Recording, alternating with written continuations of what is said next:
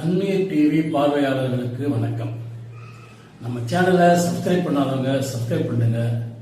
அப்புறம் நிகழ்ச்சியை பார்த்துட்டு நண்பர்களுக்கு ஷேர் பண்ணுங்க. அப்புறம் லைக் பண்ணுங்க, கமெண்ட்ஸ் பண்ணுங்க. வாங்க நிகழ்ச்சிக்கு போகலாம்.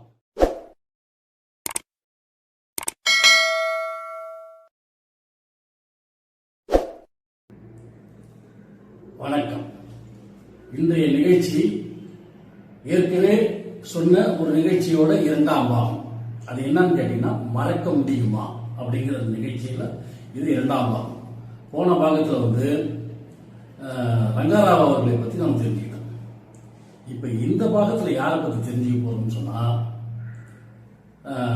சொல்வேந்தர் மற்றும் நகைச்சுவையாளர், அப்புறம் சிந்தனை சிற்பி என்றெல்லாம் அனைவராலும் பாராட்டப்பட்ட மாபெரும் ஒரு சிறந்த நடிகர் என்.எஸ். கிருஷ்ணன் அவர்களை பற்றி தான் இதை நாம் பார்க்க போறோம்.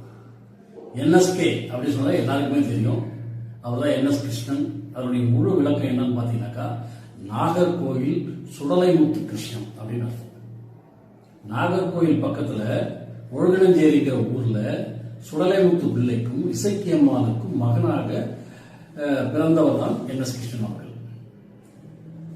அதனாலதான் அவருடைய பேர் நாகர்கோவில் சுடலமுத்து கிருஷ்ணன் அப்படிங்கிறதா என்.எஸ். கிருஷ்ணன் அப்படின்னு அவர் என்எஸ்கே அப்படின்னு சொல்ல ஆரம்பிச்சார். இவர் பிறந்தது என்னமோ ஒரு சாதாரண கிராமத்துல தான். ஆனால் அறிவுத்திறனால் இவர் உலகம் முழுவதும் தெரியக்கூடிய ஒரு சிறந்த கலைஞராக உருவானார். சாதாரணமான கலைஞர் கிடையாது. இவர் ஆரம்ப காலகட்டத்தில் சின்ன சின்ன நாடகங்களை தெருக்கூத்துல ஆடும் இல்லையா, அதுலதான் போய் தன்னுடைய வளர்ச்சியை உருவாக்கினார்.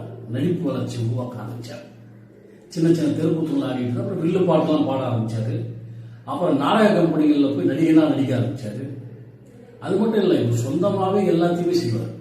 கற்பனையாக அடுத்தவங்க சொல்லிக் கொடுத்து செய்யறதுலாம் கிடையாது. இவருடைய சொந்த கற்பனைக்கு நிறைய விஷயங்களை எழுதுவார், வசனங்களை எழுதுவார், பாடல்களை எழுதுவார், இவரே பாடுவார். எல்லா விதமான திறமைகளையும் வளர்த்து கொண்டே வந்தார். அப்படிப்பட்ட ஒரு சிறந்த அற்புதமான ஒரு கலைஞர் தான் திரு என்.எஸ். கிருஷ்ணன் அவர்கள். இவர் 1908 நவம்பர் மாதம் 29 பிறந்தவர்.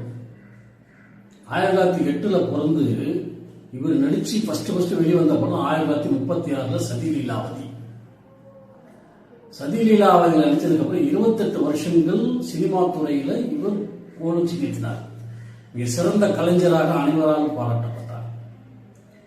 ஃபர்ஸ்ட் தெருக்கூத்துல பண்ணாரு, அப்புறம் வில்லுப்பாட்டு பண்ணாரு, அப்புறம் நாடகங்கள்ல பண்ணாரு, அப்புறம் சினிமா துறைக்கு சினிமா துறையில சதிலீலாவதிங்கிற படத்தில் அறிமுகமாகி அதுல தொடர்ந்து படங்கள்ல ஒரு 150 படங்களுக்கு மேல நடிச்சிட்டாரு. சும்மா சாதாரணமான வளர்ச்சி கிடையாது, சுய சிந்தனை. அவ்வளவு பெரிய அறிவாளி. எதையுமே அவர் சொல்றாருனாக்கா சிரிக்க வைப்பாரு, அதே நேரத்தில் சிந்திக்கவும் வைப்பாரு. சிரிக்கவும் வைத்து சிந்திக்கவும் வைத்து சிறந்த கலைஞராக இருப்பதால் தான் இவருக்கு கலைவாணர் அப்படிங்கிற ஒரு பட்டத்தையும் கொடுத்தாரு. ஒரு படத்துல பாடுவாரு, பட்டனை தட்டி விட்டா தட்டுல இட்லியும் சட்னியும் வந்துடணும், துணிகளை போட்டு பட்டனை தட்டை துவைச்சிடணும் அப்படின்னு சொல்லிட்டு அப்பவே பாடியிருப்பாரு. அது எல்லாம் தான் வருங்காலத்துல குக்கராகவும் ஸ்டவ்வாகவும் வாஷிங் மிஷினாகவும் ஃப்ரிட்ஜாகவும் அவர் சொன்ன விஷயங்கள் அதை அப்படி சொல்லிட்டார். இப்படி எல்லாம் வருங்காலத்தில் வரப்போகுது அப்படின்னு சொல்லிட்டு. இறந்த காலத்துல எப்படி இருந்தாங்கன்றதையும் ஒரு படத்தை காட்டுவார். அதாவது 3 காலத்திலையும் வச்சு ஒரு படத்தை சொல்லுவார். இறந்த காலத்துல மகாத்மா காந்தி இருந்தாரு, அந்த ராஜாக்கள்லாம் வாழ்ந்த காலத்துல மக்கள்லாம் எவ்வளவு சந்தோஷமா இருந்தாங்க, அதுக்கப்புறம் அடிமைகளா எவ்வளவு காலங்கள் வாழ்ந்தோம், இப்ப நம்ம வாழ்ந்துட்டு அடிமை காலங்களா வாழ்ந்துருக்கோம், சுதந்திரம் அடைஞ்சதுக்கு அப்புறம் மக்கள்லாம் எப்படி வாழ போறாங்க அப்படிங்கிற விஷயத்துல கற்பனை பண்ணி கற்பனையா சொன்னாலும் அதெல்லாம் நடக்கிற விஷயங்களாவே சொல்லிட்டு இருந்தார். அவர் சொன்னதெல்லாம் நடந்தது. ஒரு வார்த்தைக்கு 2 அர்த்தங்களை கொண்டு வருவார். அற்புதமான விஷயங்கள். ஒரு படத்துல அம்பிகாபதினு ஒரு படம் வச்சிருப்பாரு. அதில் பார்த்தீங்கன்னாக்கா அவர் ஒரு கலைஞர். அதனால இந்த பானைகள்லாம் துணியை கட்டிட்டு தாளம் போடுறதுக்கு பண்ணிட்டு இருப்பாரு. அது ஒரு கலை. அப்படி பண்ணிட்டு இருப்பாரு. துணியெல்லாம் கட்டிட்டு இருப்பாரு. அந்த நேரம் பார்த்து அங்க மதுரம் வருவாங்க, அவருடைய மனைவி. அவங்களும் சேர்ந்து வச்சுருப்பாங்க. வந்துட்டு இதுல என்ன ஏன் பானையெல்லாம் வச்சு விட்டீங்க அப்படின்னு கேட்ட உடனே அவர் சொன்னாங்க, கலையம்மா கலை, இதெல்லாம் கலை அப்படின்னு. அவங்க உடனே என்ன பண்ணுவாங்க, எல்லா பானையும் தள்ளி தள்ளி விடுவாங்க. என்னவா பண்ற அப்படின்னு. நீ தானே கலைக்க சொன்ன, அதனால கலைக்கிற. ஆஹா, கலை என்றால் கலையுமாகும் கலைத்தலும் ஆகும்.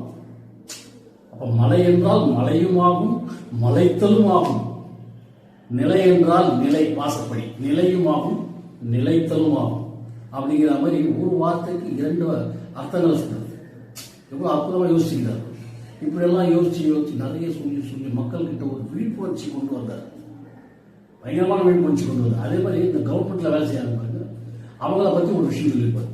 1ஆம் தேதி ஆனா அவன் தான் ராஜா, 21ஆம் தேதி அவனுக்கு பொண்ணு கிடையாது அப்படிங்கிற மாதிரி 1ல இருந்து 20 வரைக்கும் கொண்டாட்டம், 21க்கு பிறகு திண்டாட்டம் ஒரு பாட்டு பாடியிருப்பார். அப்படி தன்னுடைய மனசுல தோன்றக்கூடிய விஷயங்கள் அனைத்துக்குமே உயிர் கொடுத்து அவற்றை மக்கள் முன்னால் கொண்டு போய் சேர்த்து அவர்களை சிந்திக்க செய்தவர் தான் என்.எஸ். கிருஷ்ணா. அவர் மறக்க முடியாத ஒரு நபர், யாராலையுமே மறக்க முடியாத நபர். அவர் எல்லா நடிகர்களோடையும் சேர்ந்து நடிச்சிருக்கிறார். எம்ஜிஆர் நடிச்சிருக்கிறார், சிவாஜியோட நடிச்சிருக்கிறார், எல்லா நடிகர்களோடும் சேர்ந்து நடிச்சிருக்கார். அன்றைய காலகட்டத்தில் நடிகர்களோட சேர்ந்து நடிச்சிருக்கிறார். அவர் நடிச்ச எல்லா கதாபாத்திரங்களும் பேசக்கூடிய கதாபாத்திரங்களாக இருக்கும். அவரும் டி.எம். மதுரத்தை கல்யாணம் பண்ணிட்டார். அவரும் ஒரு நடிகைங்கிறது 2 பேரும் ஒன்னா சேர்ந்து நடிச்சிருப்பாங்க எல்லாத்தையும். அது ஒரு வித்தியாசமாக மக்களுக்கு தெரிஞ்சது. புருஷனும் பொண்டாட்டி ஒன்னா சேர்ந்து நிறைய விஷயங்கள் சொல்றாங்களே, அதுவும் நகைச்சுவையோட சொல்லி சிந்திக்க வைக்கிறாங்களே அப்படிங்கிறதுனால எல்லாம் அவருடைய படங்களை போய் பார்த்துருப்பாங்க.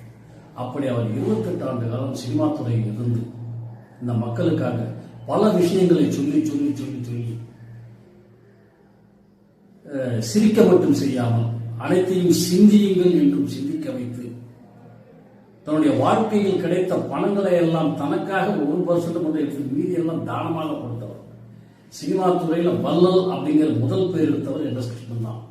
அவரை பார்த்ததுக்கு அப்புறம் தான் எம்ஜிஆரே இது மாதிரி தானம் பண்ணணும், நல்லது செய்யணும் நினைச்சா அவர் எம்ஜிஆர் ஒரு போயிட்டு சொல்லியிருப்பார். எனக்கு இந்த அளவுக்கு எல்லாருக்கும் உதவி செய்யணுங்கிற எண்ணம் என்.எஸ். கிருஷ்ணனை பார்த்து தான் வந்துச்சு அப்படின்னு சொல்லியிருக்காரு. அப்போ வள்ளல் தன்மையை முதலில் சினிமா துறையிலிருந்து ஒருவர் வெளிப்படுத்தினார் என்றால் அவர் என்.எஸ். கிருஷ்ணன் தான். நடிப்பு துறையை சாதாரணமாக பயன்படுத்தல, சிரிக்க வச்சு சிந்திக்க வச்சாரு. அதே நேரத்தில் ஏழை எளியவருக்கு தான் சம்பாதிச்ச பணத்தை கொடுத்து உதவி செஞ்சார். இப்படி எல்லா விதத்திலும் சிறந்த பண்பாளராகவும் சிறந்த நல்ல மனிதராகவும் வாழ்ந்து தன்னுடைய 49வது வயதிலேயே அவருடைய வாழ்க்கை முடித்து விட்டது. 49 வயசுலேயே அவர் இறந்தக்கூடிய சூழ்நிலை இருந்துச்சு. அப்படிப்பட்ட ஒரு தலை சிறந்த ஒரு கலைஞர், கலைவாணர். அதனால தான் கவர்மெண்ட் என்ன பண்ணுச்சு, கவர்மெண்ட் கட்டி இருக்கிற ஒரு கலையரங்கத்துக்கு கலைவாணர் அரங்கம்னு பேர் வச்சிருக்கிறாங்க. அங்க பலவிதமான நிகழ்ச்சிகள் வந்துட்டு இருக்கு. இன்னைக்கும் கலைவாணர் அரங்கம் சொன்னா எல்லாருக்குமே தெரியும். அப்போ அவர் பேர்ல அந்த அளவுக்கு அரசாங்கமும் மதிப்பு வைத்திருந்தது, மக்களும் மதிப்பு வைத்திருந்தார்கள். அனைவராலும் மதிக்கக்கூடிய பாராட்டு சொல்லக்கூடிய ஒரு சிறந்த மனிதர் அப்படின்னு சொல்லிட்டு பார்த்தோம்னா அவர் என்.எஸ். கிருஷ்ணன் அவர்கள் வாழ்ந்த காலங்கள் இந்த மக்களுக்காக செய்த அனைத்துமே சிறப்பானவை, அற்புதமானவை. அவர் வாழ்க்கை அவ்வளவு திறம்பட வாழ்ந்து மக்களுக்காக பல விஷயங்களை சொல்லிவிட்டு சென்றிருக்கின்றார். அவர் சொன்ன அனைத்து விஷயங்களையும் நாம் திரும்ப பார்த்தோமையானால் அது அனைத்தும் இன்றைய வாழ்க்கைக்கு ஒத்து போகக்கூடியதாகவே இருக்கும். அதனால என்.எஸ். கிருஷ்ணன் சொன்ன அனைத்து விஷயங்களும் நம்ம திரும்ப திரும்ப பார்க்கணும். அவர் நடித்த கதாபாத்திரங்களை பார்க்க வேண்டும், அவர் சொல்ல விஷயங்களை கேட்க வேண்டும். அதனால அப்ப அதன் பிறகு பாருங்க எல்லோருடைய வாழ்க்கையும் மீண்டும் ஒரு திருப்பு முனை அமையும். ஏன்னா அவர் அவ்வளவு விஷயங்களை எல்லா காலத்துக்கும் ஏத்துக்கிற மாதிரி சொல்லிட்டு போயிருக்காரு. அதை எல்லாத்தையும் பார்க்கணும், தெரிஞ்சுக்கணும். என்.எஸ். கிருஷ்ணனை அனைவரும் திரும்பவும் பாராட்டணும், போற்றணும். அவர் சொன்ன வழியிலே அனைவரும் நடக்க வேண்டும். ஆகவே என்.எஸ். கிருஷ்ணனை பற்றி இந்த நிகழ்ச்சியில் உங்களிடம் அவரை பற்றி சொல்ல ஒரு வாய்ப்பு கிடைத்ததற்கு மிக்க நன்றி. இதுபோல் அடுத்த நிகழ்ச்சியில் இன்னொருவரை பற்றி பேசுவோம். அது என்று கூறி விடைபெறுகிறேன். நன்றி, வணக்கம்.